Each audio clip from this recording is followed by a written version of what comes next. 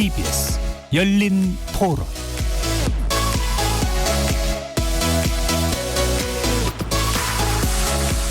안녕하십니까. KBS 열린 토론 정준입니다.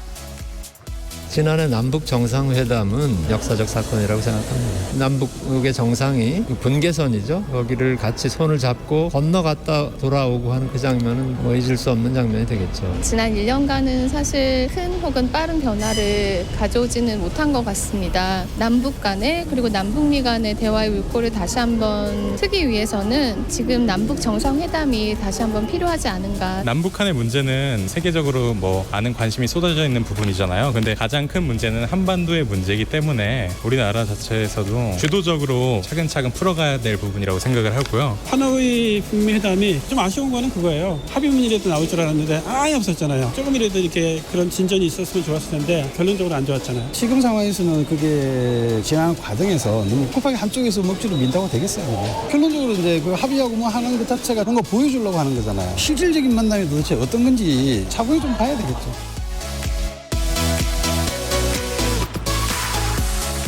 자, 거리에서 만나본 시민들의 의견 잘 들어보셨습니까? 4.27 남북정상회담 1주년이 내일로 다가왔죠. 해서 오늘은 남북 4.27 판문점 선언 1년 그 성과와 과제란 주제로 KBS 열린 토론 준비했습니다. 1년 전 두 손을 꼭 잡고 판문점 군사분계선을 넘나들던 문재인 대통령과 김정은 위원장의 모습 다들 기억하실 겁니다. 일명 문 대통령의 10초 월북, 그리고 새소리, 바람소리만 함께했다는 남북 두 정상의 도보다리 산책은 당시 전 세계의 탄성을 자아내기도 했습니다. 하지만 그로부터 1년이 지난 지금 이 조건은 당시의 환희와 기대에 미치지는 못합니다. 북미 간 협상이 교착 상태에 있고 우리 정부를 대하는 북한의 태도에서도 다소간의 불편함이 감돌고 있습니다. 우리는 지금 어디까지 왔고 또 어디를 향해 가고 있는 걸까요? 4.27 판문점 선언의 성과 한계를 짚어보면서 최근 북러 정상회담의 내용, 그리고 4차 남북정상회담 전망까지 여야 의원 두 분 모시고 집중 토론해보겠습니다. KBS 열린 토론은 여러분과 함께 만들고 있습니다. 청취자 여러분들도 토론에 참여하실 수 있는 방법 안내해드리겠습니다. 문자로 참여하실 분은 샵 9730번 누르시고 의견 남겨주시면 됩니다. 단문은 50원, 장문은 100원의 정보 이용료가 붙습니다. KBS 모바일 콩, 트위터 계정 KBS 오픈을 통해서도 무료로 참여하실 수 있습니다. 청취자 여러분이 KBS 열린 토론의 주인공입니다. 날카로운 의견과 뜨거운 참여 부탁드리겠습니다. KBS 열린 토론 지금부터 출발합니다. 살아있습니다. 토론이 살아있습니다. 살아있는 토론, KBS 열린 토론. 토론은 라디오가 진짜입니다. 진짜 토론, KBS 열린 토론. 먼저 오늘 함께 하실 분들 소개하겠습니다. 더불어민주당 수석대변이시고요. 참여정부 당시에 통일부 장관 정책보좌관을 담당하기도 하셨죠. 홍익표 의원 나오셨습니다. 안녕하세요. 네, 반갑습니다. 자, 그리고 전 국회 국방위원장을 담당하셨었고 자유한국당 김영우 북핵특위 부위원장 자리하셨습니다. 안녕하세요. 네, 반갑습니다. 김영우입니다. KBS 1라디오 채널이 유튜브 영상으로도 생중계되고 있습니다. 유튜브에 들어가셔서 KBS 1라디오를 검색하시면 지금 바로 저희들이 토론하는 모습을 영상으로도 지켜보실 수 있습니다. 팟캐스트로도 들으실 수 있고요. 매일 새벽 1시에 재방송도 됩니다. 자, 이렇게 함께할 방법 안내해드리고 오늘 토론 주제 남북 4.27 판문점 선언 1년 그 성과와 과제를 놓고 본격적으로 토론해 보겠습니다. KBS 열린 토론. 자, 예고해드린 대로 남북 4.27 판문점 선언 1주년을 이제 하루 앞두고요. 그 성과와 한계를 일단 짚어보는 그런 자리입니다. 다들 아시다시피 지금 국회 상황이 그렇게 썩 좋지만은 않은 조건인데도 어렵게 두 분 자리해 주셔서 감사하고요. 일단은 이제 판문점 선언에 연관된 그런 내용들을 중심으로 토론을 먼저 좀 진행해 보도록 하겠습니다. 자, 1주년인데 지금 분위기는 이제 1년 전에 비해서 그렇게까지 좋지만은 않은 이제 그런 상태다라고 볼 수 있는데요. 뭐 이거를 이제 책임을 물어야 될지 아니면은 문제를 해결하는 것 위주로 또 얘기를 해야 될지 뭐 여러 가지 궁금증이 좀 들기도 합니다. 그래서 일단은 지난 판문점 선언의 내용과 함께 한 1년간의 길을 간단히 한번 좀 짚어봤으면 해요. 여기에 대해서 홍익표 의원께 먼저 여쭙겠습니다. 네, 지난 1년 전이었죠. 4월 27일 판문점 선언이 많은 국민들에게 감동과 어떤 희망, 기대를 준 것만은 분명한 것 같습니다. 왜냐하면 실제로 이 판문점 선언 이전에 2017년 한 11월 정도 상황은 매우 일촉즉발의 남북 간의 군사적 충돌이라든지 핵위기에 대한 공포가 한반도 전역을 휘감았었는데요. 그 이후에 평창 올림픽을 계기로 하면서 남북 관계가 급히 급반전됐고 4.27 판문점 선언 이후에 지난 1년여간 남북 정상회담이 무려 3차례 열렸었고요. 그다음에 북미 정상회담도 2차례 열렸고 그다음에 여러 남북 간의 합의가 이행되는 과정에서 군사회담에서 상당한 그러니까 사실상 한반도의 불가침 선언 상태 그러니까 사실상 남북은 종전선언 상태에 이르는 실질적인 군사적 신뢰 구축 방안이 상당 부분 진전을 이뤘고 그다음에 공동연락사무소 등이 설치되는 측면에선 일정한 성과를 거뒀습니다. 그러나 한반도 비핵화가 우리가 당초 기대만큼 속도를 내지 못하면서 남북관계 역시도 다소 기대보다는 조금 정체 내지는 교착 국면에 있는 것은 사실입니다. 판문점 선언 자체가 이제 남북 간의 관계이기도 하지만 실질적으로 비핵화 문제는 이제 결국 북미 간의 관계여야 하는데 그래서 이제 판문점 선언에 대한 이제 기대가 너무 컸던 것도 좀 이제 현재로서는 좀 한계를 만들어내는 그런 요인이기도 하겠죠. 그러니까 제가 보기엔 뭐 실패했다, 뭐 아니면 뭐가 잘못됐다 이런 것보다는 당초 그 시기에 1년 전에 국민들 또 고한 몇 개월의 기대감보다는 조금 기대에 못 미치는 속도가 그만큼 나지 않은 그런 상태가 아닌가 생각됩니다. 예. 그러니까 문재인 정부 출범 당시에 좀 암울했던 분위기에 비해서 이제 급반전되는 그런 성과가 있었던 것은 사실인데 그 이후로 이제 몇 가지 이제 성과로 지목해 주셨던 이제 긴장 완화 조치라든가 종전선언에 좀 더 다가갈 수 있었던 어떤 조건이라든가 지속적인 이제 협상 노력 같은 것들을 이제 평가를 해주셨습니다. 이 부분에 대해서 일단 김영우 의원도 한번 의견 들어주시죠. 오늘 아주 제가 제대로 토론 상대자를 만난 것 같네요. 네, 통일 문제 전문가신 우리 홍익표 의원님하고 토론을 하게 됐는데. 그렇습니다. 뭐 지금 4.27 판문점 남북 정상회담 1주년이죠. 돌이켜보면 그 정상회담 이후에 정말 한반도를 둘러싼 수없이 많은 정상회담의 퍼레이드가 있었어요. 그리고 문재인 대통령 굉장히 열심히 하셨죠. 그런데 결론은 어찌 보면 대한민국 외교정책, 대북정책이 갈 길을 잃었다. 저는 이런 평가를 좀 하고 싶어요. 갈 길을 잃었다. 예. 예, 많은 정상회담이 있었음에도 불구하고 과연 우리가 실질적으로 정상회담을 시작하게 된 동기는 북한을 어떻게 비핵화시키느냐였습니다. 예, 어떻게 하면은 지속 가능한 평화를 한반도에 정착시키느냐가 정상회담의 사실 출발 원인이었어요. 그런데 지금 우리 문재인 정부의 대북 정책 목표를 모르겠어요. 남북 교류에 있는 것인지 금강산 관광 또는 개성공단 재개에 있는 것인지 정말 북한의 핵 문제를 정말 커다란 위협으로 느껴서 이것을 비핵화하겠다는 것인지 이걸 모르겠어요. 한번 보십시오. 저는 한반도 그러니까 북한의 비핵화 문제에 있어서 가장 중요한 정상회담은 오히려 얼마 전에 있었던 북미 하노이 2차 정상회담이라고 봅니다. 그 정상회담에서 우리가 알 수 있었던 것은 미국이 원하는 바를 확실히 알게 됐다는 거예요. FFVD라고 그러죠. 최종적이고 완전하게 검증 가능한 북한의 비핵화입니다. 이게 이제 미국이 원하는 거예요. 북한이 원하는 바는 대북 제재입니다. 사실이요. 그런데 지금 우리 문재인 정부가 원하는 걸 모르겠어요. 이게 왔다 갔다 하면서 열심히 했지만은 결과적으로는 북한으로부터는 오지랖 넓은 중개자 이거는 안 된다. 민족 이익에 보탬이 되는 그런 당사자 역할을 해야 된다.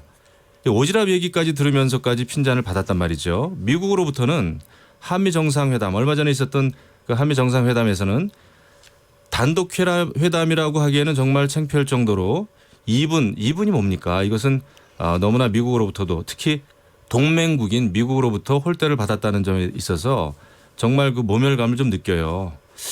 이렇게 봤을 때 문재인 정부의 외교 대북 정책이 길 잃은 나그네 신사가 된 게 아닌가. 근데 정말 나그네의 서름은 뭐냐 하면 정말 비바람 치고 폭풍우 불면은 쉴 데가 없다는 것입니다. 지금 북한은 북중러 한 팀 속에서 열심히 제대로 움직이고 있어요. 이번에 러시아도 갔다 오지 않았습니까? 근데 이제 문재인 대통령께서는 국제 무대에서 많은 정상회담 이렇게 하셨지만은 대북 제재 완화를 주장하다 보니 국제사회가 지금 실행하고 있는 대북 제재 그 공조에서 좀 벗어난 느낌이에요. 그러다 보니까 우리가 갈 데가 없죠. 그래서 좀 실망스럽다 이런 말씀을 드립니다. 예. 뭐 여러 가지 이야기들이 이제 한꺼번에 나오긴 했는데요. 몇 가지만 좀 길었습니다. 정리를 좀 해볼게요. 그러니까 일단은 뭐 다 이제 전체적으로 펼쳐주셨으니까 일단은 이제 남북 관계를 통해서 무엇을 목표로 대북 정책을 펼치는지 잘 모르겠다. 불투명하다. 차라리 북한하고 미국은 원하는 게 확실한 것 같은데 이 부분을 이제 일단 한 가지 지적을 해주셨고요.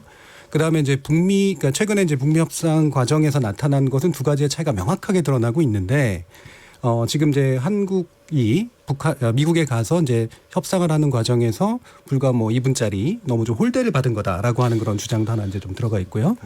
그다음에 마지막으로 지금 보면 이제 북한은 외려 이제 중국하고 러시아 관계 같은 것들을 전통적으로 강화해 나가고 있는데 외려 우리가 중재자로서 좀 외려 떨어져 버린 거 아니냐 이런 식의 이제 좀 지적들을 해주신 것 같습니다. 그래서 세 가지를 한꺼번에 다 토론하기는 어려울 것 같고요. 그 중에 일부 먼저 좀 얘기해주고 싶으신 부분이 있으시면 홍익표 의원님께서 답해 주시죠. 예, 먼저 그 사실관계는 이게 2분 얘기 좀 너무 나간 얘기가 아닐까 싶은데요.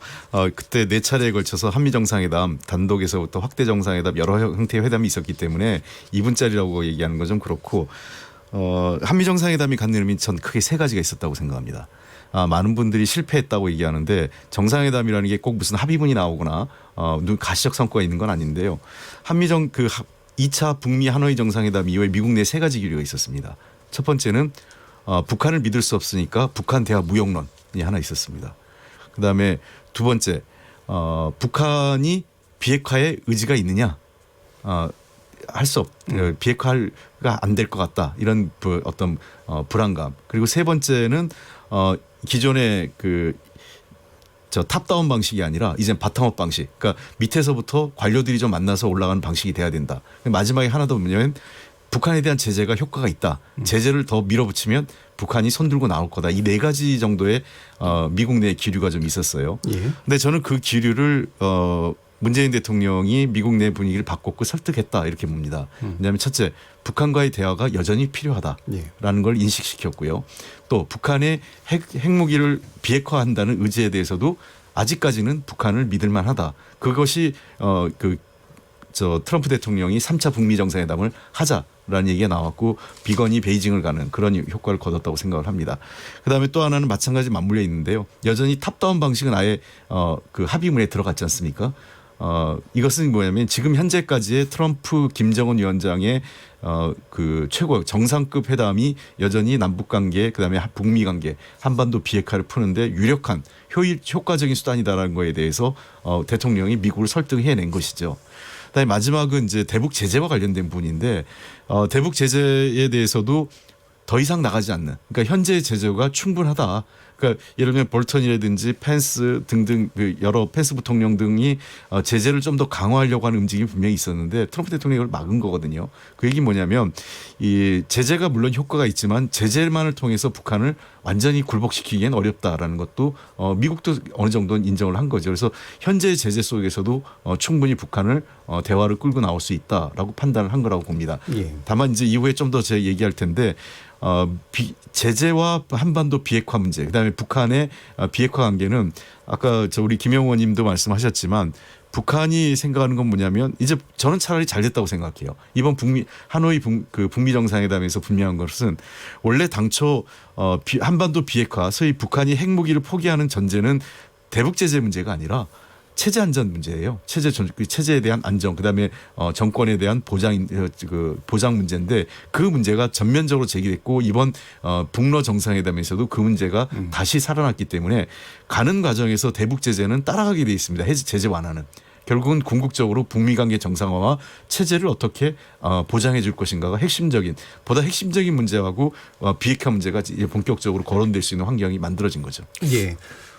저는 그렇게 봅니다. 지금 문재인 정부의 대북 정책, 외교 정책이 계속 꼬이는 이유는 저는 그 출발이 좀 잘못됐다고 봐요. 그러니까 지난해에 판문점 선언에서 가장 중요하게 여기고 있는 남북 정상 간의 원칙이 뭐냐면은 우리 민족끼리 잘해보자는 거였어요. 사실은 그 판문점 선언의 골자는 민족 자주의 원칙, 민족 자결의 원칙입니다. 그러니까 결국은 우리 민족끼리죠.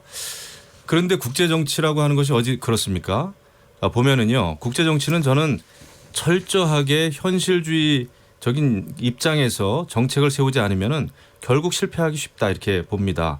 그러니까 마치 우리가 남북 교류를 하고 남북 정상회담을 하고 실무회담을 하면, 그러니까 수없이 많은 회담을 하면 평화가 올 것처럼 생각이 되지만 역사적으로 보면은요, 회담에 의해서 평화가 안착된 예는 거의 없어요. 평화라고 하면은 기껏 전쟁을 종결하는 회담을 한다든지 이렇게 해서 전쟁이 끝날 때쯤 회담이 된 사례는 있지만은 회담을 통해서 전쟁을 막은 예는 거의 없습니다. 없다고 봐야 돼요. 그리고 우리가 다 아는 2차 세계 대전만 해도 어떻게 발발이 됐습니까? 영국의 체인벌리 수상이 독일의 히틀러 총통을 만나서 평화회담을 했죠. 뮌헨 회담이죠. 그 이듬해 바로 2차 세계 대전이 일어났습니다. 그러니까 국제정치라고 하는 것은 냉혹한 것이죠. 평화주의자가 평화를 지킬 수 있는 것이 아니고 저는 힘이 있어야 된다. 안보를 지킬 수 있는 자국의 힘이 있어야 되고 안보를 유지할 수 있는 동맹의 힘이 뒷받침이 돼야 되고 그것과 함께 또 외교력이 또 있어야 된다. 이렇게 보는 거죠. 그래서 우리가 북한 핵 문제를 푸는 문제도 그렇고요. 이것이 막연하게 북한 김정은이 비핵화의 의지가 있다. 비핵화 의지를 밝혔다라는 것을 우리가 좋게만 해석해서 김정은의 이런 메시지를 가지고 미국에 가서 트럼프 대통령과 정책 결정자들에게 이것을 아무리 마케팅을 한들 잘 안 풀리는 거 아니겠습니까? 우리는 사실 문재인 정부가 북한으로부터도 굉장히 비판받는 이유는 아마 그랬을 거예요. 개성공단이라든지 금강산 관광 재개 정도는 대한민국 정부가 풀어줄 수 있을 것이라고 북한의 김정은 아마 기대했을 겁니다. 그런데 이게 안 되는 거예요. 왜냐? 국제사회의 큰 흐름은 북한이 비핵화하는 그런 실행 조치에 따라서 대북 제재를 완화하겠다는 거거든요. 이게 국제사회에 공감됩니다.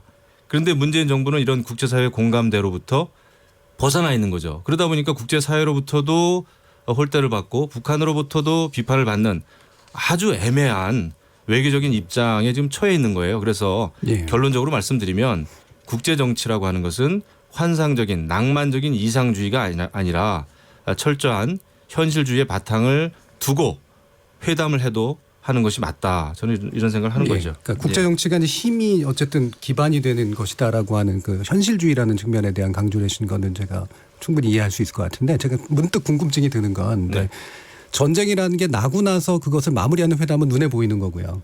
근데 전쟁이라고 하는 게 발발하지 않은 게 회담을 통해서 예방이 됐다거나 아니다라는 판단 자체는 하기는 어렵지 않습니까? 제가 좀 말씀드리고 싶은 게 있는데 제가 그 국방위원장 하면서 태평양 사령관이라든지 또 나토 사령관이든지 다 만나봤어요. 그 사람들의 의견은 하나같이 그거였습니다.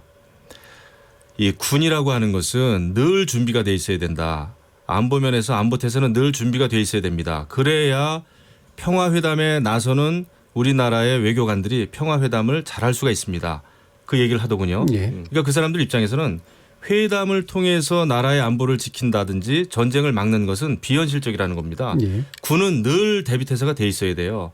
예를 들면 소방관들은 불이 나지 않아도 소방훈련을 합니다. 소방훈련을 해야 돼요.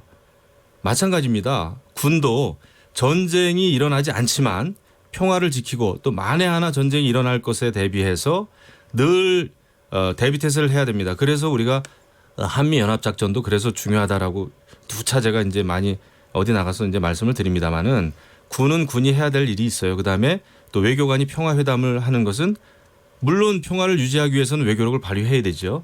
하지만 그 외교 자체도 우리나라 같은 경우에는 전통적으로 동맹 외교를 통해서 안보를 해온 나라거든요. 그러면은 동맹에 틈바구니가 생기면 안 됩니다. 근데 지금 한미 동맹 간에는 굉장히 좀 사실 위험 수준을 넘고 있어요. 제가 볼 때. 그래서 저는 그 군사 대비태세와 함께 평화회담도 그렇게 그 투트랙으로 균형 있게 가야지 지금은 무조건 남북 교류나 대북 제재 완화에만 매달리는 문정부의 그 대북 정책은 성공하기 힘들다 이렇게 생각합니다. 약간 더 명확해진 것 같아요. 그러니까 어쨌든 회담이 불필요하다고 얘기하시는 건 아니고, 물론이죠. 예, 투 트랙이 이제 필요한데 나머지 한쪽이 좀 부족하다. 그러면 이렇게 전쟁 얘기하시는 거죠. 중에도 회담을 해야 되는 거예요. 저는 예. 늘 또 국방위원장이나 외통위에서 의정 활동하면서도 늘 그걸 주장해 왔습니다. 회담이 안 되고 어떤 형식의 회담이 됐든 이게 물밑 접촉이 됐든 아니면 공개적인 회담이 예. 됐든 회담 자체를 거부하는 거는 저는 그건 좀 위험하다고 보죠. 예, 알겠습니다. 지금 이제 그래서 그 부분을 얘기하셨는데 나머지 한 축이 좀 부족한 거 아니냐. 그래서 남북 관계가 좀 길을 잃고 동맹도 잃고 있는 거 아니냐. 이런 지적에 대해서는 어떻게 생각하세요? 그게 이 일종의 저는 프레임이라고 보는데요. 한미 동맹이라는 것이 그 지난 저 70여 년 가까이 지금 한미 동맹이 유지되고 있지 않습니까? 예. 한미 동맹이 정권의 그 바뀜에 따라, 예를 들면 우리나라 정권이 어느 정권이 들어서느냐, 또 미국의 어느 정권이 들어서느냐에 따라 한미 동맹이 오락가락했다. 그러니까 예를 들면 보수 정권이 들어서면, 한국의 보수 정권이 들어오면 한미 동맹이 굳건하고, 진보 정권이 들어오면 한미 동맹이 약화된다. 이것도 일종의 프레임이에요. 사실하고 약간 맞지 않는, 부합하지 않는다고 저는 생각을 하고요. 두 번째 문제는 물론 당연히 군은 늘 존재 목적이 있죠. 안보를 지키기 위해서 최소한의 물리력을 갖고 안보를 유지하는 건데, 마찬가지입니다. 그 군도 어느 정권 하에서도 있었던 거예요. 거꾸로 얘기하면은 문재인 노무현 정부에서 가장 국방비에 대한 이 GDP 대비 또 예산 전체에서 차지하는 비중이 가장 높았어요. 그리고 문재인 정부에서 다시 그 수준을 회복했고, 도리어 이명박 박근혜 정부에서 예산이 제일 낮았거든요. 훨씬 더 비중이 낮아졌습니다.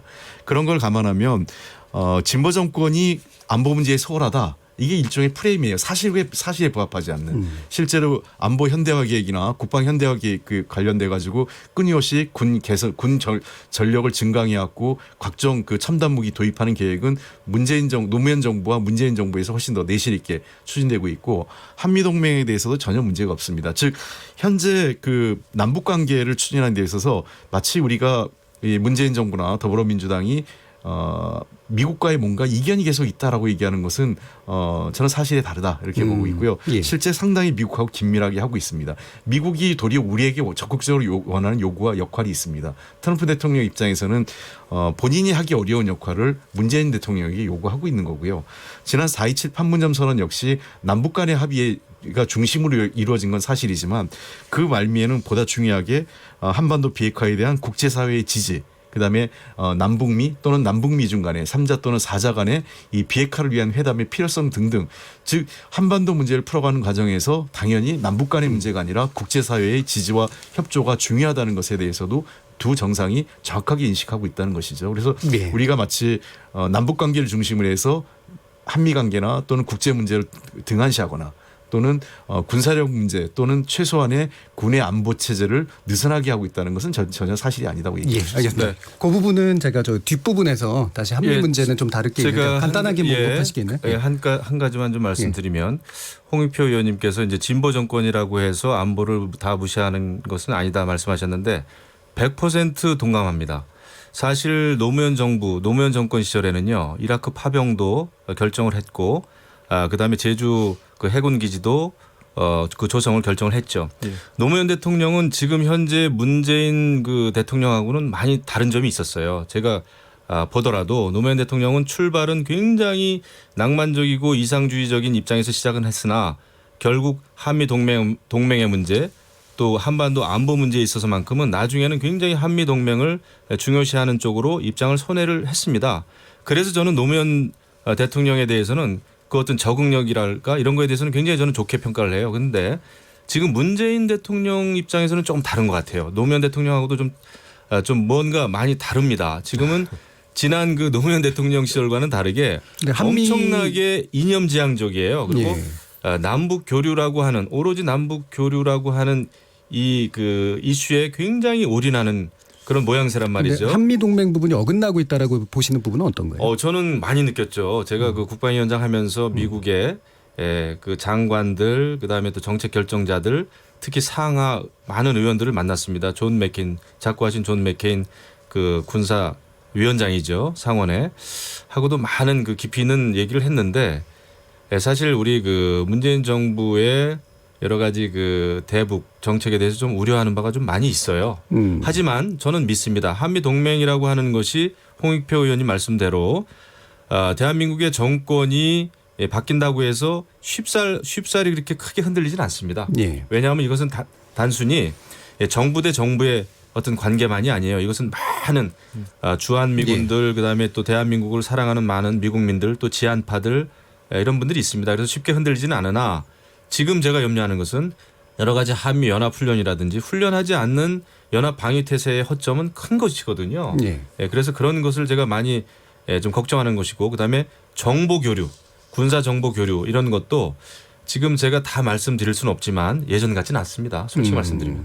그러니까 지금 이제 외견상으로 트럼프 대통령과 문재인 대통령 사이의 관계로 측면에서 한미 동맹은 굳건해 보이는데 또 이제 이견이 있는 어떤 요소들 이런 게 있지 않느냐라는 지적이신데 어떻게 보세요? 그렇지 않습니다. 저는 그렇게 보지 않고요. 아까 저는 김용호님 말씀하신 것처럼 이게 그 정부 대 정부 또는 대통령 대 대통령 간의 관계가 아니라 한미 동맹이라는 것은 구조화됐고 굉장히 그 시스템화돼 있거든요.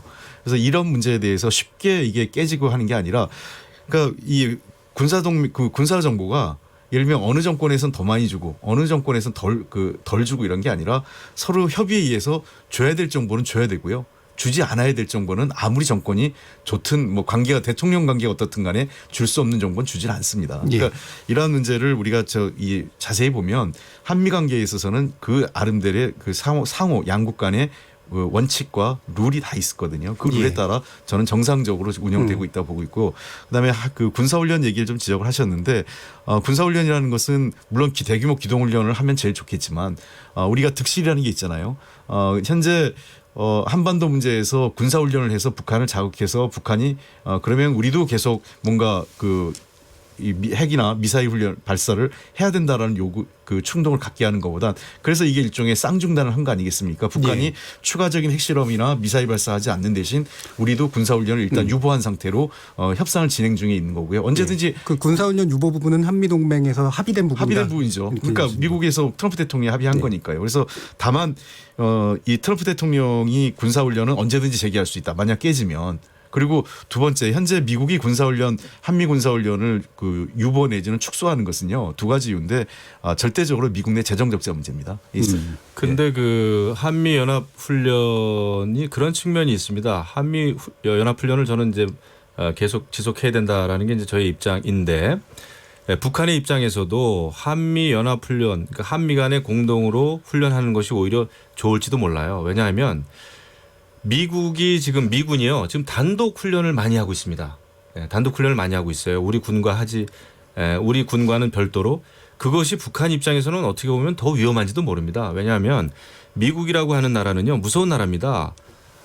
빈 라덴을 그 사살할 때도요 미군 특수부대의 단독 작전이었어요. 그러니까 미국의 국익과 직결되는 문제에 있어서는 단독 군사훈련을 통한 실행을 하는 것이거든요. 그런데 2017년 가을에도 미군의 그 전략 폭격기들이 동해상에서 북한의 그 NLL을 넘은 적이 있습니다. 그 당시에 북한이 굉장히 긴장했다는 거거든요. 그러니까 한미 연합 훈련이 어떻게 보면 북한으로서는 더 다행스러운 일인지도 모르겠어요. 그래서 제가 말씀드리고자 하는 것은 한미 동맹 간에는 한미 연합 훈련이 정상적으로 진행되는 것이 맞고 그렇지 않고 한국군 따로 미군 따로 훈련하는 것은 그것은 한반도의 평화를 유지하기 위해서도 도움이 안 된다라는 말씀을 드립니다. 제가 한 가지만 저도 좀 짚어보고 싶은데 짧게요. 그리고 한 가지만 더. 미국의 국방비는 전 세계 1위고 2위서부터 15위까지 다 합친 국방비보다도 미국 국방비 더 많습니다. 그러니까 미국이 이제 돈이 없어서 저런 건 아니고 사실 그 북한이 굉장히 어렵죠. 한미 연합 훈련을 하면은 왜냐하면은 약간 벗어난 것 같아서요. 우리 쪽에서 이제 전투기가 뜨면은 북한에서 떠야 되거든요. 그런데 그건 그게 일단 경제적으로 부담이 된다는 거예요. 그 부분은 짧게만 제가 그 부분을 부인하는 게 아니라 미국의 국방비는 아시다시피 전체적으로 재정 적자 때문에 재정을 전체로 줄여야 되는 측면에서 미국 국방비가 줄고 있기 때문에 한국에서 대규모 전략 자산을 전개하는 훈련을 하기가 감당하기 어렵다. 이건 트럼프 대통령이 직접 한 얘기예요. 그럼 두 번째 그 군사 기동훈련하는 게 제일 좋죠. 저도 군 입장에서 맞는데 현재 워게임이나 다른 그 대체 형태로 해서 그에 대한 효과를 거둘 수 있고 다만 이 군사훈련을 중단했을 때 현재 한반도의 안보 상황을 고려했을 때 종합적으로 판단한 것이 한미 양국의 입장이라는 거고요. 2013년 이전까지는 사실은 전략자산을 전개하지는 않았습니다. 지금의 형태가 정상이었고 2013년 이후 한반도 핵위기가 높아지면서 소위 B-52 등 이런 전략자산이 전개된 거기 때문에 그거는 필요에 따라서 만약에 한반도 상황에 따라서는 한미 양국이 선택할 수 있는 옵션이라는 생각을 합니다. 그 의외로 제가 예상하지 못하게 한미 군사훈련 문제 가지고 굉장히 많은 논의가 와갔는데요. 이것도 재밌는 내용이긴 한데 우리가 이제 좀 더 깊이 있게 좀 들어가기 위해서 북러 정상회담까지 좀 다뤄봐야 될 것 같습니다. 왜냐하면 아까 김영우 의원님께서 북한은 외로 이제 동맹 관계를 복원하고 강화하고 있는데 그렇죠. 한국만 이제 낙동강오리알 되는 거 아니냐 이런 식의 지적을 하셨기 때문에요.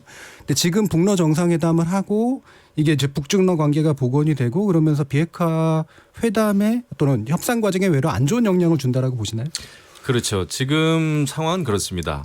그러니까 제2차 북미 정상회담 하노이 회담이 실패하면서 북한은 이미 이제 미국의 입장, 확실한 입장을 이제 깨달은 거죠. 그래서 나온 것이 이제 자력갱생입니다. 얼마 전에 최고인민회의 하면서 북한의 김정은이 분명히 밝혔죠. 우리는 이제 자력갱생해야 된다. 왜냐하면 국제사회의 대북 제재가 완화되지 않은 상황에서 북한이 가지고 있는 카드라는 것은 다른 게 없죠. 이제 자력갱생해야 됩니다. 자력갱생에 가장 필요한 나라는 중국하고 러시아죠. 우방국입니다. 그렇기 때문에 이제 러시아 쪽에 갔는데 특히 지금 러시아 안에는 그 북한의 노동자들이 한 10,000명 이상이 지금 그 노동을 하고 있죠. 그래서 외화벌이를 하고 있는데 이 사람들의 비자가 아마 올해 말에 다 만료가 될 거예요. 그리고 유엔의 대북 제재에 의해서 그 북한의 노동자들, 러시아에 있는 노동자들이 다 귀국을 해야 됩니다. 북한으로서는 이게 굉장히 큰 문제죠. 그렇기 때문에 자력갱생의 차원에서 러시아를 방문하지 않을 수가 없다.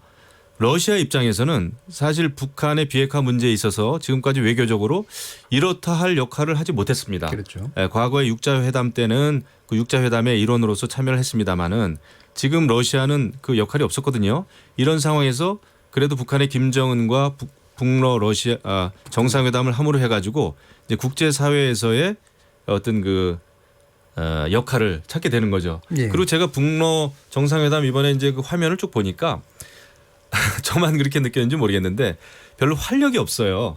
활력이 없고 또 막판에는 김정은 위원장이 다 일정을 소화하지 않고 생략을 해버리고 귀국길에 올랐더라고요. 그렇게 봤을 때 서로가 원하는 게 많지도 않았고 그다음에 또 제대로 된 것도 특별히 없겠구나 이런 생각을 좀 해봤습니다. 그러니까 뭐 그 김정은 위원장이 러시아 푸틴 대통령을 만난 것은 저렇게 큰 기대를 했다기보다는 그런 자력갱생 차원에서의 자구책이다 이런 그 판단을 해봅니다. 그러면 동맹의 복원도 약간은 뭐 생각만큼 안 됐다 이런 얘기인가요? 그거는 이제 전통적인 우방국이죠. 사실 그 6.25 때도 그 스탈린이 그 김정일의 남침에 대해서 굉장한 그 뒷받침이 있었지 않습니까? 그다음에 그 많은 공군들도 또 참여를 했고 하기 때문에 그 전통적인 전통적인 그 우방국의 관계는 저는 크게 변하지는 않았다고 봐요. 다만 그동안에 구소련이 이제 분화되면서 지금 러시아로 축소가 되지 않았습니까? 그런 상황에서 이제 한반도에 대해서 과거처럼 큰 역할을 할 수가 없었죠. 그 러시아 입장에서는. 하지만 지금 이제 어찌 보면 푸틴 대통령과 북한의 김정은 위원장은 국제적으로 봤을 때는 상당히 고독한 독재자입니다. 그 두 사람이 만난 거예요. 근데 이제 서로가 원하는 게 있었을 테지만 지금 북한의 비핵화 문제를 봤을 때는 저는 크게 도움은 안 된다 이렇게 생각합니다. 알겠습니다. 자 지금 뭐 이렇게 두 가지 이야기를 하시긴 하셨는데 홍익표 의원님께서 또 다른 시각 있으실 것 같아요. 네, 뭐 전반적으로 이번 양국의 회담은 어떤 실질적인 구체적인 경협 프로젝트나 이런 것보다는 상징적인 측면이 훨씬 강하다라고 저는 생각을 합니다. 말씀하신 대로 그 러시아가 가지고 있는 지정학적 위치는 과거하고는 다르죠. 과거 그 구소련 시절하고 비교할 수 없지만 그래도 그 푸틴 대통령 이후에 끊임없이 러시아가 국제적 영향력을 회복해 왔던 건 사실이거든요. 북한 입장에서는 최근에 미국과의 관계에 있어서 분명히 효과적으로 쓸 수 있는 러시아가 어떤 카드의 하나는 분명히 될 거라고 생각합니다. 그러니까 예. 미국 중국과의 관계 그 러시아의 관계 회복이 북한에게는 미국을 대하는 데 있어서 굉장히 유효한 카드로 쓰일 것만은 그렇겠죠. 사실이라고 저는 생각을 예. 합니다. 다만 여기서 우리가 봐야 되는 것은 그렇다고 이것이 어떤 한미일 삼각관계 그다음에 북중러 삼각관계를 보는 것은 저는 타당하지 않다고 그런 생각합니다. 동맹 간 대립 구도가 예, 복원되는 건 그렇습니다. 아니다. 예. 왜냐하면 이미 성격이 다른 게요. 북중러 관계하고 이 한미일 삼각동맹은 완전히 다릅니다. 한미일 삼각동맹은 사실상 그 정치, 경제, 군사적으로 매우 긴밀한 군사 동맹이고 서로 간에 어떤 물론 뭐 한일 간의 동맹이라고는 할 수는 없겠지만 미국을 매개해서 삼각자 간의 세 국가 간의 어떤 유사시에 군사 협력을 같이 할 수 있는 상황까지 가 있거든요. 반면에 미국 북중러 관계는 과거하고 다르게 북한이 어떤 침공을 받는다고 해서 자동 개입하는 이미 러시아는 이미 예. 그런 관계가 끝났고요. 중국 역시 자동 개입을 인정하지 않고 있는 관계입니다. 동맹의 수준이 그 정도까지 그렇습니다. 아니다. 그래서 이거는 90년대에 기억하실지 모르겠지만 노태우 대통령 시절에 유엔 동시가 이미 교차 승인이 있었어요. 예. 그거를 노태우 대통령이 추진을 했었던 거죠. 그런데 우리는 중국 그 당시 구소련 중국과 교차 승인과 동시가입을 한 반면에 북한은 유엔에 동시가입은 했지만 미국, 일본과 교차 승인 문제는 그렇죠. 관계 정상화하지 못했죠. 이 미완의 과제로 남아 있는 겁니다. 이 미완의 과제가 한반도에 여전히 군사적 긴장 관계, 냉전의 마지막 질서, 그다음에 한반도 핵 문제의 단초를 여기서부터 안고 시작했다 저는 이렇게 보기 예. 때문에 이 문제를 해결하는 과정에서는 그래서 한반도의 평화와 비핵화 이 과정에서 러시아의 역할도 우리가 중요하게 주목해야 될 부분이 있다고 생각합니다. 예. 이 러시아 잠깐만요. 예. 러시아의 역할이 들어오는 게 비핵화 과정에서 좋다 나쁘다를 판단하는 것 중에 하나가 제가 볼 때는 이번에 제안한 육자회담 같은 형식이 네. 도움이 될 거냐 아닐 거의 문제로 연결될 것 같거든요. 그렇습니다. 이 부분은 어떻게 보세요? 저는 개인적으로 매우 도움이 된다고 생각을 합니다. 예. 육자회담은 매우 다양한 형태의 이 소 그룹이 있습니다. 육자회담 내에 러시아가 지금 의장국으로 되어 있는 게 동부가 안전보장 및 군사 안전 군축 문제까지 포함되어 있거든요. 예. 평화체제 문제 다뤄지고 있고 그 외에도 비핵화 소위 그다음에 이 경제협력 소위 여러 가지 소위가 지금 각각 가동을 원래 합의가 돼 있는데 제대로 가동을 하지 못하고 있는 거죠. 그러니까 이 육자회담이 저는 실질적으로 현재까지 이 남북 플러스 주변 4국이 합의했던 유일한 일종의 국제적 합의체입니다. 예. 그래서 그 의미가 간단치 않다고 생각하기 때문에 예. 이것을 우리가 실질적으로 가동하지 않고 효과가 없기 때문에 포기하기보단 다시 살릴 수 있고 그것이 가동할 수 있다면 우리로서는 할수 있으면. 여전히 매력적인 이 협의체라고 저는 생각을 하고 있습니다. 예. 김영훈 의원은 어떻게 보세요? 저는 예. 그 점에 대해서는 생각이 많이 다른데요. 많이 다르세요. 예. 예. 만약에 이제 북중러가 한 팀으로 다시 팀 플레이로 들어가고 한미일이 또 다른 팀으로 이제 팀 플레이가 되면은 저는 굉장히 일은 꼬인다 생각을 합니다. 그리고 육자회담이라는 틀이 아니라 육자회담이라는 틀도 예. 과거에 육자회담이라고 해서 이제 여러 차례 회의는 열렸습니다만은 실질적인 결과물은 사실 없어요. 그리고 양자회담보다는 삼자회담, 삼자회담보다는 사자회담이 결과물을 만들기가 훨씬 힘듭니다. 실질적으로 주자가 많으면 힘든 거예요. 그리고 북한도 여러 차례 얘기했지만 북한의 핵 문제, 북한식으로 얘기하면 이제 한반도의 핵 문제죠. 우리가 이야기하는 것은 북한의 이제 비핵화 문제고 북한의 핵 문제를 해결하는 주체는 북한은 계속해서 북한과 미국이라고 생각해 왔어요. 예, 그렇게 생각해 왔습니다. 그것은 변치 않는 생각이에요. 그런 상황에서 러시아라든지 어떤 다른 나라들이 단순히 회의체를 만들고 회의에 가담한다고 해서 북한의 핵 문제가 쉽게 풀리지 않습니다. 왜냐하면 이해관계가 훨씬 더 복잡해지죠. 그리고 제가 지금 가장 우려되는 바는 좋습니다. 북중러는 같은 팀으로 움직인다고 쳐요. 한미일을 보자고요. 한미일은 전통적으로는 안보 문제에 있어서 경제 문제에 있어서 굉장히 협력 관계가 유지가 잘 돼 왔죠. 근데 최근에는 이제 한일 간의 여러 가지 그 문제점이 지금 노출되고 있지 않습니까? 근데 제가 염려하는 거는요. 한반도에서 유사시에 어떠한 그 돌발 사태가 났을 때 우리 대한민국을 도와줄 수 있는 모든 군대 이것은 유엔사죠. 예. 이 유엔사 후방 기지가 다 일본에 있습니다. 요코스카 등등 일본의 공군기지, 해군기지 다 있어요. 그런데 그렇다고 봤을 때는 우리나라와 일본과의 긴밀한 관계가 굉장히 중요하거든요. 공조 관계가. 그런데 지금 한일 관계, 특히 군사적인 관계에 있어서도 이렇게 계속해서 긴장 관계로 치닫는다는 것은 치명적입니다. 예. 그래서 한일 관계 복원이 저는 굉장히 중요하다. 이것은 우리의 경제뿐만 아니라 안보 면에서는 너무나 중요하다라는 생각을 하고요. 문재인 정부 정말 한일 관계 잘 풀어가야 됩니다. 이것은 폐쇄적인 민족주의나 낭만적인 민족주의로 해서 무슨 친일 반일 프레임으로 절대 해결이 될 수 없는 문제다. 국익하는 국익과는 그건 국익을 해치는 일이다. 이런 생각을 좀 해봅니다. 예, 알겠습니다. 근데 자칫 그러면 오해가 될 수 있는 게 이 한일 관계 악화가 우리 문재인 정부의 이 민족주의 정책 때문에 하다 이런 오해가 있을 수 있는데요. 저는 한일 관계라는 것은 매우 중요하다고 생각을 하는 것, 그 점엔 공감을 합니다. 지금 현재 여러 가지 근데 과거사 문제, 이 한일 관계의 문제는 과거사 문제로 인해서 그다음에 실제로 국내 정치, 그러니까 특히 우리도 뭐 그런 면에서 자유롭진 않지만 과거 뭐 역대 대통령 중에서 위안부 문제라든지 또는 독도 문제라든지 뭐 등등을 국내 정치에 활용한 부분도 분명히 있어요. 그러나 일본이 지금 최근 들어 아베 총리 이후에 한일 관계 특히 또는 과거에 한때는 북한 문제를 통해서 평화헌법을 개정하고 자위대를 자위군으로 일본 군으로 전환하는 문제를 추진해왔던 것이 최근엔 한국을 대상으로 해서 그런 여론을 몰아가는 부분이 분명히 있기 때문에 저는 이 부분은 우리가 좀 더 차분하게 좀 더 우리가 해법을 찾아가야 될 문제가 아닌가 생각을 합니다. 육자회담 또는 이제 그 북중러 관계 문제에 대해서는 확실히 좀 이견이 좀 존재하는 것 같고요. 대신 한미일 관계가 이제 과연 한일 관계가 이제 과연 이제 한국만의 문제냐라는 그런 문제도 지적이 된 것 같습니다. 여러 가지 좀 얘기 잘 들어봤고요. 이 남과 북은 완전한 비핵화를 통해 핵없는 한반도를 실현한다는 공동의 목표를 확인했다. 남북 4.27 판문점 선언에 담긴 문구였습니다. 1년이 지난 지금 이 목표에 얼마나 가까워지고 있는지 궁금해지는 시점입니다. 더불어민주당 홍익표 수석 대변인 그리고 자유한국당 김영우 부위원장 두 분과 함께 이 판문점 선언의 성과와 한계 그리고 북러 정상회담과 관련된 북중러 동맹 복원 문제 같은 것들을 토론해 봤습니다. 자, 이어지는 후반부 토론은 몇 가지 좀 쟁점들을 좀 정리하면서 좀 더 대안에 관련된 이야기들을 진행하려고 하고요. 토론을 또 이 후반부에서 이어가도록 하겠습니다. 여러분께서는 KBS 열린 토론과 함께하고 계십니다.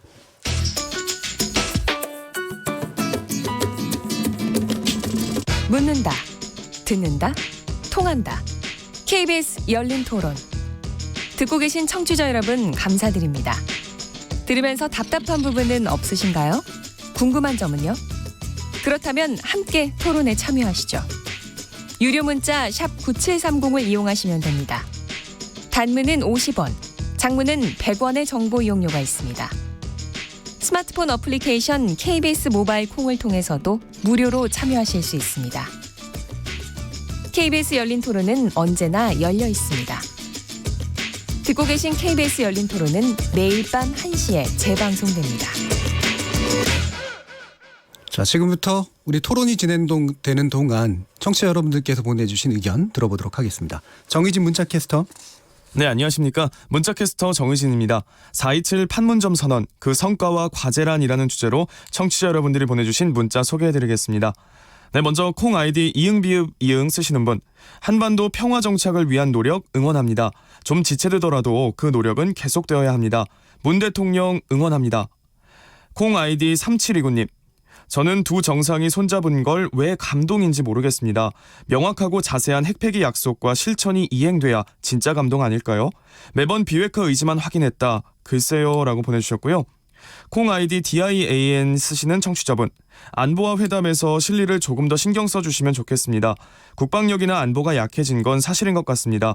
노무현 대통령은 굉장히 현실적이었죠. 콩 아이디 7725님. 운전자, 중재자, 촉진자. 말장난으로 그친 문재인 정부의 비핵화 정책 때문에 국제적 왕따로 전락한 것 같습니다. 콩 아이디 김은경님. 남북 문제에 있어 의기투합, 합심해서 진행을 하고 잘잘못을 따져야지. 수수방관, 아니 태클만 걸고 잘못을 말하는 건 좀 그렇지 않나요? 유튜브로 의견 주신 유월미네님. 북핵 문제에 있어 미사일 발사 중단, 그것만 해도 큰 성과 아닐까요? 칭찬할 것 칭찬해야 합니다. 여기서 더 이상 요구하는 건 욕심 같습니다. 유튜브로 의견 주신 봉봉님. 100년 걸어온 평화를 위한 길입니다. 조금 늦어도 좋으니 올바르게 가주시길 바랍니다. 아직 100세 이상의 어르신이 살아계시는 이 시대에 희망이 되도록 말이죠. 라고 보내주셨습니다. 네, KBS 열린 토론. 지금까지 문자캐스터 정의진이었습니다. Yeah. Yo.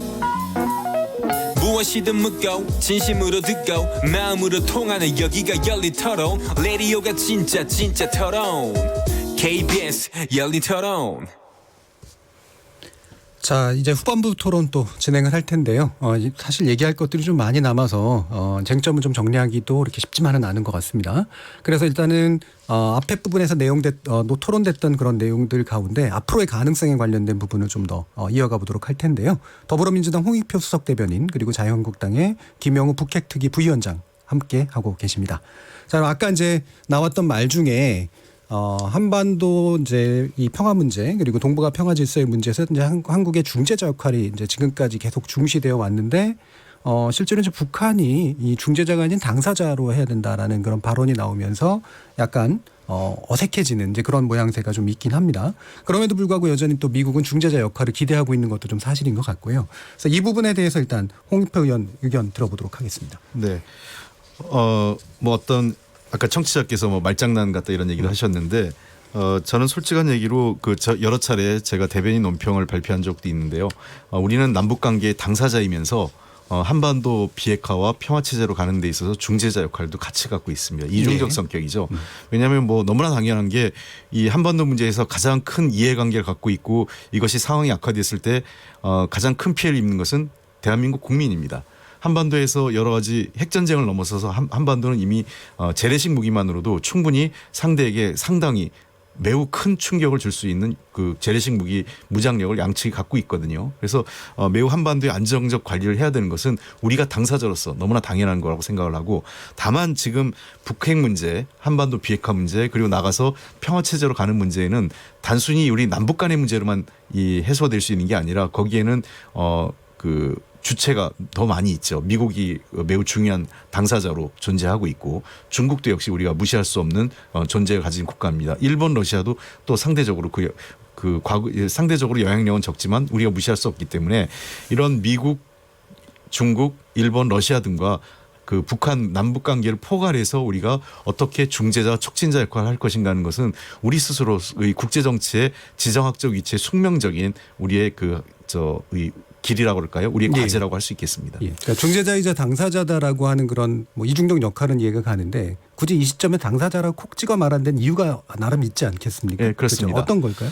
그 문제는 그때 북한의 워딩을 좀 우리가 잘 살펴보면 남북 문제에 대해서 즉 우리 한국 정부가 먼저 뭔가 독자적으로 판단하거나 할 수 있는 부분은 좀 해달라라는 그렇죠. 의미가 좀 강합니다. 그리고 두 번째 의미는 그때 하노이 정상회담이 좋은 성과를 내지 못하고 나서 우리 그 외교안보 당국자들이 상당히 미국 측의 입장을 두둔하는 발언들을 많이 했어요. 상대적으로요. 그러니까 뭐 북한이 준비가 안 됐다든지 뭐 이런 얘기를 하면서 내심 아마 북한은 그게 좀 불만이 있었던 것 같아요. 그러니까 도리어 한국이 북한이 여러 가지 입장을 미국에게 전달해야 되는데 왜 미국의 입장만을 한국이 하느냐 이런 불만도 늘 깔려 있다고 생각을 합니다. 그래서 우리가 가지고 있는 성격은 결국은 미국에게는 북한의 얘기를 전달해 줘야 되는 거고 북한에게는 미국의 얘기를 전달해 줄 필요도 있다고 저는 생각을 합니다. 그게 우리가 당사자이면서 중재자, 촉진자 역할을 함께 가지고 있는 것이고요. 그리고 우리가 실제로 그 제재하에서 또는 북미 관계가 진전을 못 내는 관계에서 뭐 예를 들면 개성공단을 당장 열거나 금강산 관광을 당장 할 수 있지 않지만 인도적 지원을 중심으로 해서 실제로 제재 국면 하에서 국제 제재를 지켜가는 속에서 우리가 할 수 있는 것들도 매우 다양하고 많이 있습니다. 나중에 제가 시간이 되면 다시 설명을 좀 드릴 텐데요. 그 제재 틀 하에서 할 수 있는 것들은 우리가 주도적으로 좀 할 수 있는 것 아닌가 저는 그런 측면에서 당사자라고 생각을 합니다. 예, 알겠습니다. 김영우 의원. 저는 뭐 생각이 많이 다르죠. 지금 대한민국은 중재자로서의 역할을 하기가 지정학적으로 존재론적으로 불가능합니다. 중재자 역할 자체가 불가능하다고. 그럼요. 지금 북한의 핵으로부터 또 여러 막강한 재래식 무기로부터 가장 큰 위협에 노출되어 있는 것은 대한민국입니다. 우리 국민이에요. 이 중재자가 될 수가 없죠. 우리는 당사자 중에서도 가장 중요한 당사자여야죠. 그런데 우리가 이제 이 북한의 비핵화 문제를 놓고 중재를 하겠다라고 하는 것은 처음부터 가능한 일이 아니었다. 또 하나는 중재자 역할을 하려면은 그 양쪽의 이야기를 전달하는 데 있어서 저는 솔직했어야 된다 봅니다. 그런데 저는 그렇게 봐요. 처음에 정의용 국가안보실장이 평양에 가서 북한의 김정은을 만나고 온 다음에 북한의 비핵화 의지는 굉장히 분명해 보인다, 확실해 보인다라는 얘기를 여러 차례 했어요. 그런데 그거를 말 그대로 믿어야 되냐 말이죠. 저는 그건 아니라고 봅니다. 그래서 중재자의 역할을 하기가 어렵다는 거예요. 우리는 북한의 핵 문제를 해결해야 될 당사자이기 때문에 북한의 그 김정은 말만 믿고 그 말을 이 말이 진실이다라는 것을 미국에 가서 또 전달했을 거 아닙니까? 근데 나중에 어떻게 됐어요? 결과적으로는 미국도 북한을 믿지 못하고 북한도 미국을 믿지 못하는 이런 결과가 지금 그 잠정적인 결과겠지만은 이렇게 된 거 아니겠습니까? 그러면은 중재자로서의 역할을 했던 사람, 우리 대한민국은 국제사회에서 완전히 그 신뢰를 잃게 돼 있죠. 그래서 저는 우리는 중재자의 역할을 할 수가 없다. 근원적으로 우리의 입장이 있어야 되는 겁니다. 우리의 입장이 그래서 제가 아까 초반부에 말씀드렸지만 도대체 대한민국 문재인 정부의 북한에 대한 그 대북 정책의 목적이 무엇이냐? 그게 비핵화라고 한다면은 국제사회가 대북 제재가 지금 필요하다. 대북 제재의 국제적인 공조가 필요하다라고 했을 때는 우리는 거기에 공조를 해야죠. 당연히. 더더군다나 우리 동맹국인 미국의 또 기본 입장도 그렇고 그런데 이것을 마치 북한의 입장을 유엔이라든지 서방 세계에 잘못 전달한 그 계기가 됐어요. 분명히 우리는 저 북한의 비핵화 의지를 굉장히 선전하고 다녔잖아요. 그런데 그게 아니라는 게 드러나지 않았습니까? 그래서 중재자, 운전자 이것은 합당치 않다. 이것은 뭐 북한으로부터도 완벽하게 비판을 받게 됐지 않습니까? 결과론적으로. 그래서 우리는 우리의 분명한 입장이 필요하다. 그래서 지난 1년을 우리는 좀 되돌아보고 성찰해야 된다. 방금 말씀 중에 이제 그 당사자라는 정의는 김정은 위원장이 말하는 당사자하고는 사뭇 다른 의미의 당사자. 다르죠.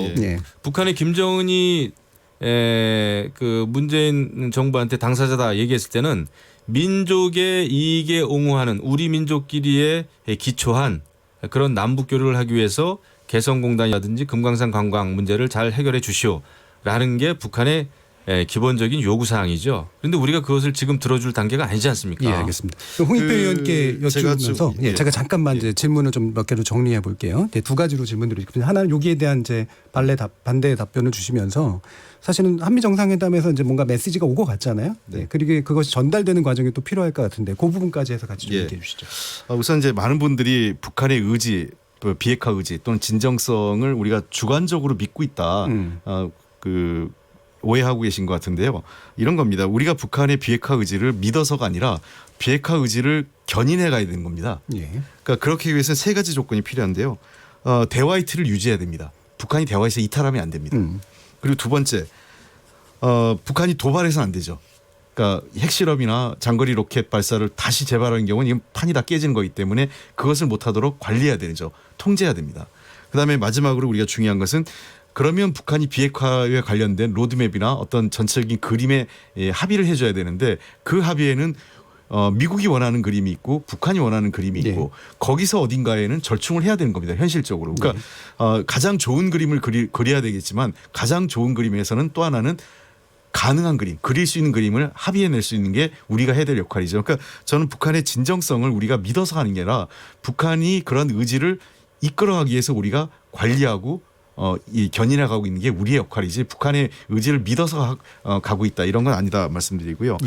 메시지와 관련돼서는 북한 지난번 한미 정상회담에서 북한에게 주는 메시지가 있고 청와대에서 이걸 확인을 했습니다. 아마 제가 보기에는 이 제가 말한 세 가지 틀에서 연유가 돼 있다고 보는데요. 하나는 여전히 그 3차 북미 정상회담에 트럼프 대통령은 의지가 있고 관심이 있다라는 거고요. 두 번째, 지난번에는 그 빅딜과 관련돼서 깨졌는데 그거보다는 조금 더 현실적인 협상에 대한 가능성의 여지를 전 열어놨다고 생각을 합니다. 이게 뭐 우리가 원하는 뭐 굿 이너프 딜이라고 할 수 있는지 아니면은 저 큰 그림은 그려놓되 전체적으로 빅딜을 그림은 빅딜을 하되 이행은 단계적으로 가는 것이든지 예. 그런 거에 대한 어떤 그 트럼프 대통령의 여지나 이런 것들이 현실적으로 북한에게 전달될 수 있지 않나 생각을 하고요. 그런 측면에서 북러 정상회담이 마무리됐기 때문에 조만간 북한이 입장을 정리해서 남북 정상회담의 그 어떤 그 호응을 입장을 밝혀오지 않을까 생각하고 있습니다. 예. 그 북한의 비핵화를 견인하기 위해서 대화가 유지돼야 되고 그렇게 하는 것은 좋습니다. 저는 그거는 필요하다고 보지만 지금 문재인 정부의 대북 정책이 비판받는 이유는 그겁니다. 대화 유지 좋지만 정작 중요한 북한의 비핵화 조치가 하나도 실질적으로 이루어지지 않고 있는 상황에서 대화를 강조하는 거죠. 대화만을 강조하는 거죠. 남북 교류만 강조하는 것이죠. 그렇기 때문에 이것은 제대로 된 대북 정책이 아니다. 특히 북한의 비핵화 문제는 풀기 굉장히 어려운 문제죠. 이것을 다 압니다. 그렇다고 본다면 그 문제를 풀기 위해서는 우리가 원칙이 필요한데 그런 원칙도 없이 남북 교류라든지 이런 거에만 올인하다 보니까 계속 또 대화는 유지해야 되겠고 남북 교류는 해야 되겠고 그러니까 어떤 양상으로 지금 나타납니까? 계속해서 북한의 눈치만 볼 수밖에 없는 것이죠. 예. 네, 이것은 북한의 그 어려운 북한 비핵화 문제를 해결하는 방법이 될 수가 없다. 자, 그러면요. 그것을 강조합니다. 지금 한 가지 더 확인해 봐야 될 게 지금 이제 북한에 그러니까 주는 메시지를 이제 받아온 거는 분명한 것 같은데 이게 이제 과거에는 이제 특사라든가 이런 식으로 풀고 그다음에 했는데 이게 지금 잘 안 풀렸단 말이에요. 그다음에 직접 이제 공개적으로 뭔가 좀 만나자라고 하는 제안까지 지금 사실은 나온 셈이긴 한데 어떻게 보세요? 앞으로 진행될 것 같으신가요?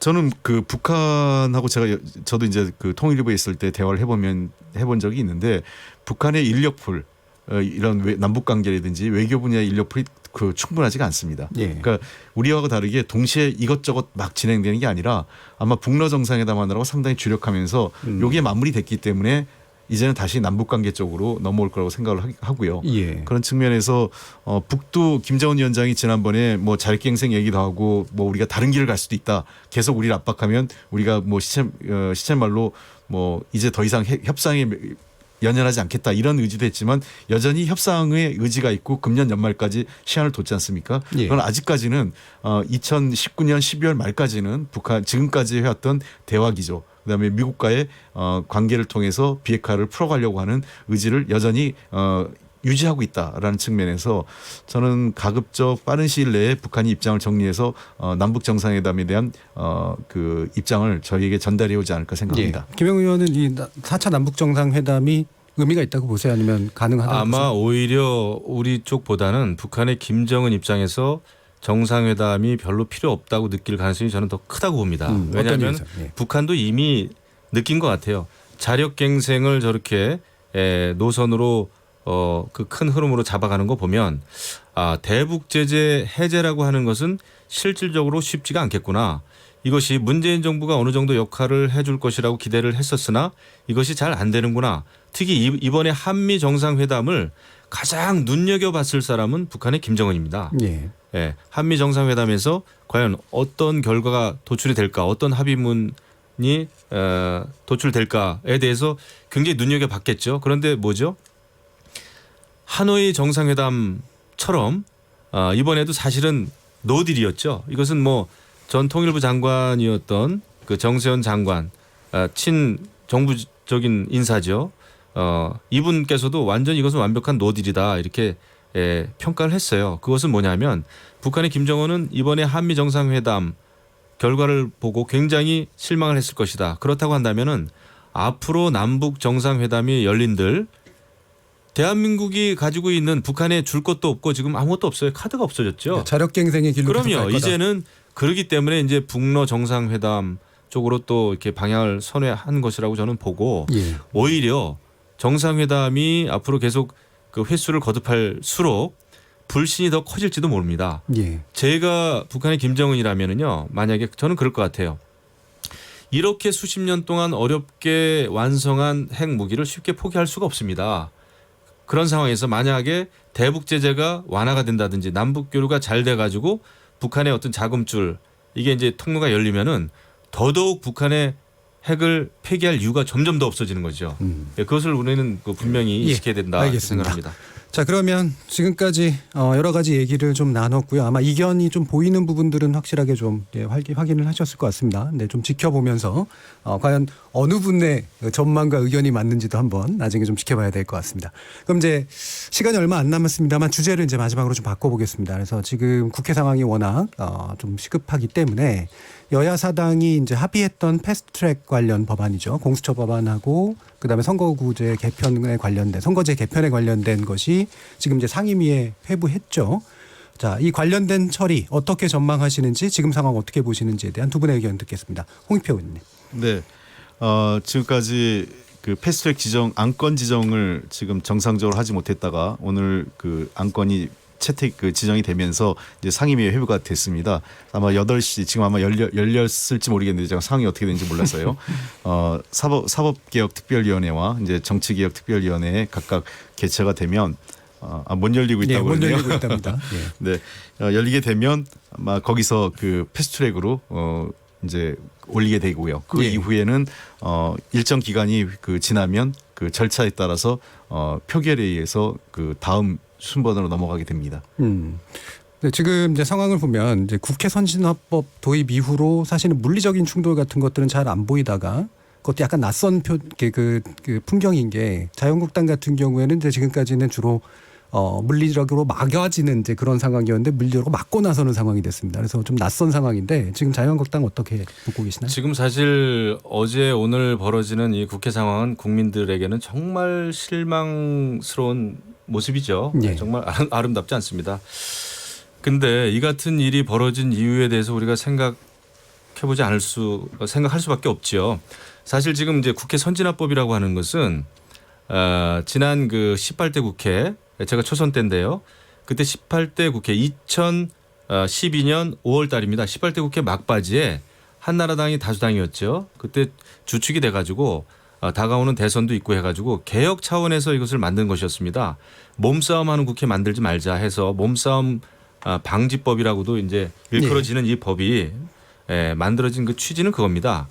과반수를 좀 넘는 다수당이 그 숫자를 밀어붙여가지고 수를 앞세워가지고 강제로 입법을 한다든지, 그러니까 회의에서 이제 표결을 통해 가지고 강제로 그때 뭐 이제 미디어법 이런 거 막 엄청나게 그 통과시키느라고 또 소수 야당은 물리력으로 막는 바람에 이제 동물국회가 되지 않았습니까? 이런 것을 막기 위해서 이제 선진화법, 그 다음에 또 그 중에 일부인 패스트트랙 제도를 만들어놨던 거예요. 그런데 저희가 좀 순진했죠. 이러한 법안이 동물국회를 막겠다고 만들었던 법안이 그 과반수가 안 되는 여당이 그런 과반수를 만들기 위해서 소수 야당을 끌어들여서 여러 가지 법안을 거래하면서 더더군다나 아주 중요한 그 선거제도, 그다음에 선거법이죠. 그다음에 공수처법을 패스트트랙에 태워가지고 이렇게 진행시키리라고는 저희는 꿈에도 상상을 못했죠. 그래서 사실은 좀 궁금한 게 저는 이게 정말 궁금한데요. 그러니까 이게 법을 통과시킨 게 아니잖아요. 과반수로. 그러니까 과반수로 날치기를 방지하기 위해서 어쨌든 3분의 2라고 하는 어떤 선을 만들어 놓은 거였었고 3분의 5분의 3입니다. 5분의 3이라는 선을 만들어 놓은 거였었고 근데 그것 때문에 또 입법이 지연되는 걸 막기 위해서 보완 장치로 패스트 트랙을 만든 거잖아요. 그러면 사실은 그 두 가지는 좀 구별해서 봐야 되는 거 아닌가요?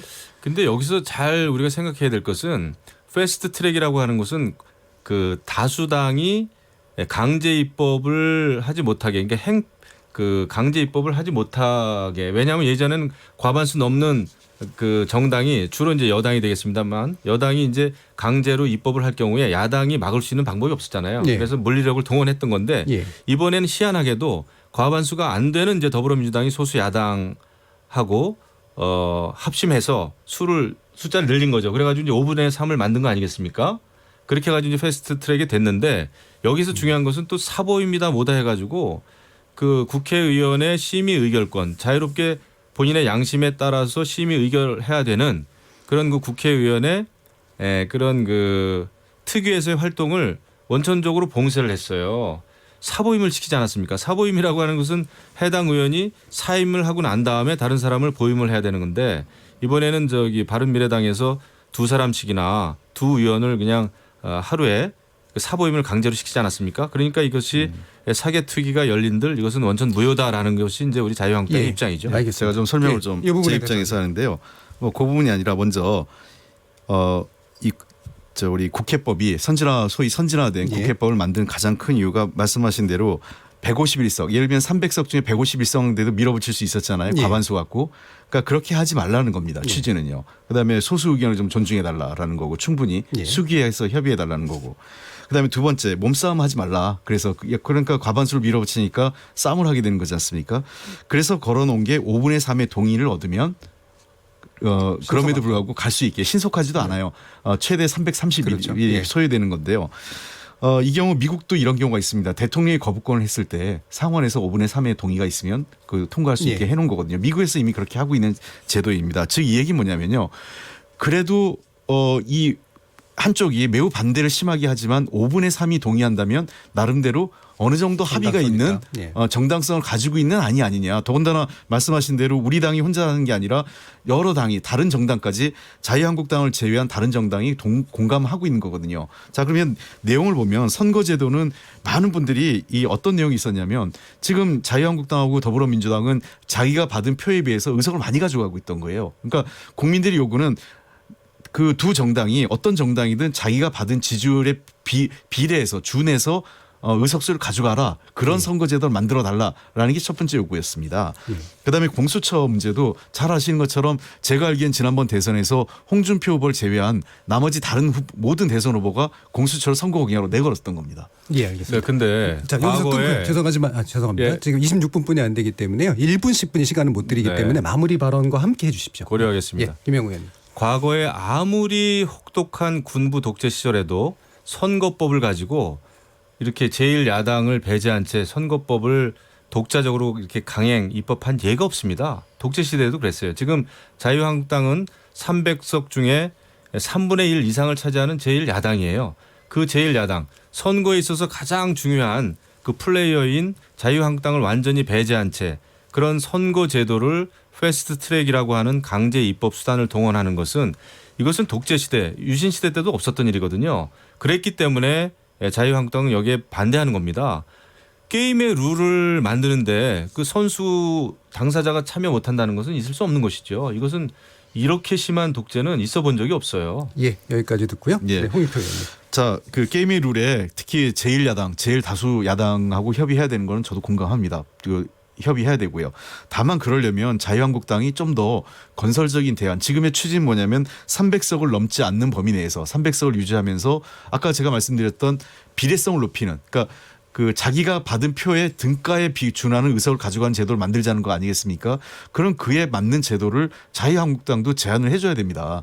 그렇지 않으니까 협상이 진행되고 있지 않는 거거든요. 그래서 저는 아직까지 문이 열려 있습니다. 아직 300여일간 시간이 필요하고요. 그 과정에서 자유한국당과 저는 충분히 대화할 수 있고 언제든지 건설적인 대안을 갖고 오면 선거제도에 대해서 협상을 하고 그러면 새로운 그 타협안을 갖고 다시 표결할 수 있습니다. 예, 완벽하게 법안이 통과된 상태도 아니고 사실은 이제 여는 상태이기 때문에 좀 더 다른 어떤 대안들이 양당에 의해서 좀 양당뿐만이 아니라 여야의 합의를 통해서 좀 만들어줬으면 좋겠습니다. KBS 열린 토론 오늘은 이 패스트트랙 추진을 둘러싼 국회에서의 물리적 대치 상황에 관련된 이야기 좀 들어봤고요. 그리고 남북 4.27 판문점 선언 1년 그 성과와 과제라는 주제로 두 분의 의원과 토론해봤습니다. 오늘 함께해 주신 더불어민주당 홍익표 수석대변인 자유한국당의 김영우 북핵특위 부위원장님 두 분 모두 감사합니다. 수고하셨습니다. 네, 감사합니다. 자, 그리고 참여해 주신 시민 논객 청취자 여러분 모두께 감사의 말씀을 드립니다. 청취자들의 적극적인 참여로 만드는 KBS 열린 토론을 통해 우리 사회의 합의의 길을 찾아나가기 위해 노력해 보겠습니다. 저는 내일 저녁 7시 20분에 다시 찾아뵙겠습니다. 지금까지 KBS 열린 토론 정준이었습니다.